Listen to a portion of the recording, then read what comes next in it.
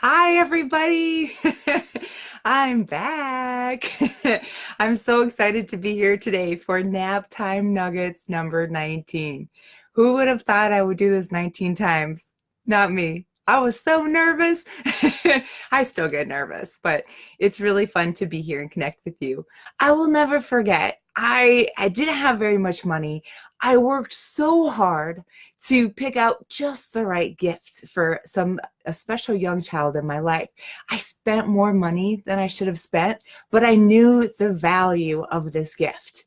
I gave the gift to the child, and the child came running over, jumped on my lap, put her hands on the side of my cheeks, and said, "Oh, oh, do you have another? Do I have another? Do I have another present? I spent way more money than I should have spent on this present for this young lady." And that was all she could say was, "Thank you. Can I have another?" Do you know what that is?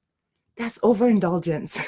That's when somebody has so much stuff that gifts don't matter anymore. It's just another thing. When the room is full of toys, but yet they don't have anything to play with, or they're bored, right? This is when they have too many toys. So what do you do when you really love a child and you want to give them something that's really going to be meaningful for them, but they have everything?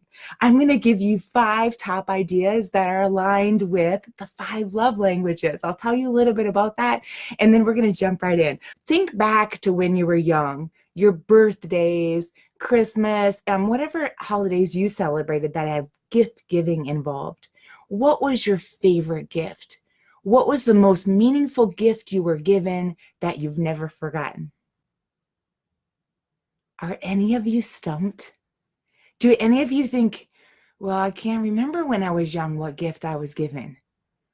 I really can't. I can't put my finger on any specific gift. I know I loved opening gifts, but I don't remember anything being really meaningful. Do you know what I remember? The time together making a special meal. I remember those moments that I felt loved and cared for because my parent was spending time with me. That's what I remember. So let's talk today about what are the things that really are impactful when it comes not to toys, not giving something that you have to spend money on necessarily, but gifts that you can give that build the child up, increase their self-esteem, lead to them feeling loved, and build your connection with them. I'm going to give you the top 5, and then I want to hear some of your suggestions and ideas. All right, let's jump in. So people experience and appreciate love in different ways.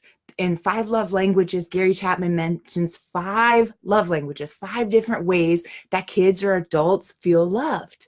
Can you guess what they are? It's spending time together, acts of service, getting gifts, touch, and words of affirmation. So if these are the ways that we feel loved, and we all feel loved in these different ways, but which way is our primary? Which way do we really feel the most loved? And that's what you're going to want to tune into to help the child feel loved when you're choosing these unique gift ideas I'm going to give you that go beyond toys. The first one I'm going to give you today for options, gift giving options that are really meaningful for the children that have everything and might even be getting to the point that they just don't even appreciate what they get because they have so much. If you want the child to feel loved, number 1 is time together. Some kids and adults feel more loved when you spend time together. So how would you do this as a gift? Well, what I recommend is making maybe even a little coupon book. And in the coupon book, you can have different ideas. So you give the child, you wrap it up, this little coupon book, and then in the book is ideas of things that you can do together. You can have multiple things in the little coupon book, or you can choose one thing. So for example, let's say you had a pool day, like the local YMCA or even some of the local hotels have where you can buy a day pass to the pool. So take a picture of the pool and give them that picture and say, this is an experience I'm going to give you. We're going to go have a special fun pool day together. So this could be tickets to the zoo. It could be tickets to go on the local bus tour. I mean, when I went to Washington, D.C., I paid almost $50 for a bus tour. Kids don't know the difference. They'll have fun doing that experience with you. And if time together is what makes them feel loved, it's going to be the gift that they really remember. That time with you is really how they're going to feel most loved. The second one is you can make something together. So there's lots of ideas for recipes, for example, for Play-Doh or Glurch or things that kids really enjoy playing with.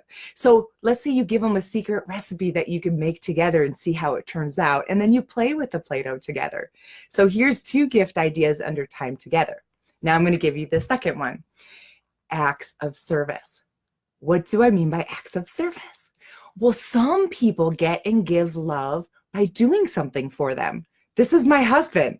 So he doesn't say I love you very much. That's words of affirmation. He does things for me. It's really, really thoughtful, and it does lead to me feeling loved. And so what could you do with acts of service with a young child to help give them a gift? Okay. So one idea is a gift of a talent. So you let them know that for their present, you're going to teach them how to do something. So when it comes to young kids, it might be whistling or snapping their fingers. But I also like teaching them a skill. Like instead of giving them some, big fancy puppet station, teach them how to make a puppet. There's different things you can get, like where you're taking 2 things of felt and you're stringing it together. Or if you know how to sew, give them the gift of learning how to sew. Teach a young child how to use a sewing machine. If you're a guy and you're watching this, you can also do like Home Depot has Build It days, for example. So you could bring them on a Build It day. So that's acts of service. So far I've mentioned 2. One of them was acts of service. One is time together. These are gifts that last a lifetime because it really leads to the child feeling loved. The third one, words of affirmation. My husband can do things for me day in and day out. But if he doesn't say, I love you, I don't feel as loved. This is my primary. So if you have a person like this in your life or a young child like this, take the time to tell them how much you love them. Give them that special feeling. Tell them specifically what you're grateful for and what it is you love about them. For young kids, you can make an I love you book. You could even put in it pictures of times that you've done things together, and you can say I love you, and you talk about what you love about the child, and then go through the different experiences you've had together and tell them how much you value them. It's just a little thing, but in the end, these are the things that kids remember. Okay, the third one. What if your first love language is touch? So young kids who their primary love language is touch, they need touch in order to feel good. They need rubs on the back, squeezes on the shoulder, hugs. What could you give a child that needs touch? Well, I like the idea of extra hug tickets. So you could give them the gift of extra hug tickets that whenever they feel like they need a hug, they can come get a hug from you. It could be a listening ear too, if they ever need a listening ear. So you could include in your coupon book or even an envelope with special little tags in it, different things that they can come to you for, little gifts that they could come all year. They could do one a month. You could have different gifts of experience that you have in there that they can re-up, once a week or once a month. It's up to you how far that you want to go with it. And the last one, and this is the one that most people get fulfilled this time of year, if it's your primary, is gifts. So kids really love gifts, right? Adults really love gifts, but some like them more than others.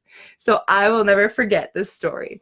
Audrey, my youngest daughter, loved gifts, still does. I offer her money for her gift, and she says, no, Mom, get me a gift. So when she was little, she loved her sister so much. And so she would wrap presents for her and put them under the tree. So then Christmas starts and all these presents are wrapped for her sister. And it's things like toys her sister already had. And it's just all little special things that she wrapped up that didn't cost her any money, but she would walk around and find them and wrap them up because she just wanted to show her love so much. So if you feel that this child that you're buying for really, really does love gifts, that is their first love language, then wrap it.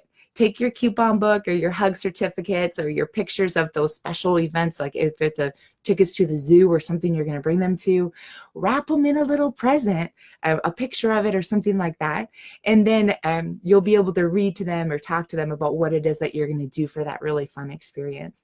And these are the things that are going to lead to your child really feeling most loved. So I'm curious if you guys have any thoughts or experiences, questions about this, or things that you want to share really that you would like to do from today's list. Would you like to give certain kinds of experiences to the child? Any kind of touch like hug tickets or anything else you can think of in that area? Gifts of service? Oh, I forgot. You can actually clean their room for them or something like that. So you can give them tickets for tasks that you will do for the child. Here we are joining together from throughout Minnesota and the United States, and I thank you for your attendance. You are what keep me going. Love you guys. Thank you so much. Have a wonderful rest of your day. Over and out.